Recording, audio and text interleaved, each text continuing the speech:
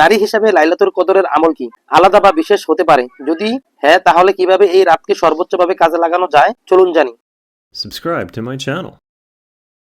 লাইলাতুল কদর হলো হাজার মাসের চেয়ে উত্তম রাত। এই রাতে ইবাদত করার সওয়াব অসীম। নারীদের জন্য এই রাত বিশেষ এবং তাদের জন্য কিছু নির্দিষ্ট আমল বেশি ফলপ্রসূ। প্রথমত, নামাজ ও কোরআন তেলাওয়াত। ঘরে অবস্থান করলেও নারীরা তাওয়াফের মতো নিয়মিত নামাজ পড়তে পারেন।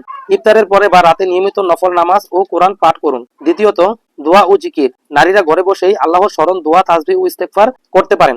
এই সময় দোয়া হৃদয় থেকে করা বিশেষ গুরুত্বপূর্ণ। তৃতীয়ত, পরিবার ও সন্তানদেরকে সঙ্গে ইবাদত ভাগাভাগি। শিশু ও পরিবারের অন্যান্য সদস্যকে লাইলাতুল কদরের আমলে উৎসাহিত করা একসাথে দোয়া ও কোরআন পড়া সওয়াব বহুগুণ বাড়ায়। চতুর্থ, সৃজনশীল আমল, যেমন দরিদ্রদের জন্য দান, সহমর্মিতা এবং ঘরের কাজের মধ্যে আল্লাহর উদ্দেশ্যে ন্যায্যতা পালন।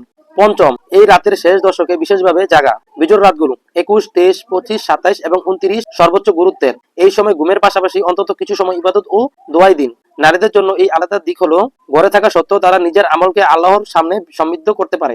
এই ছোট ছোট পরিকল্পনা ও ফোকাস লাইলাতুল কদরের সওয়াব সর্বাধিক করে। ইনশাআল্লাহ নারীরাও এই রাতের সুযোগকে কাজে লাগিয়ে ক্ষমা, রহমত ও সওয়াব অর্জন করতে পারবেন। তাই সবাই এই লাইলাতুল গুরুত্ব সহকারে আমল ও ইবাদত করবেন।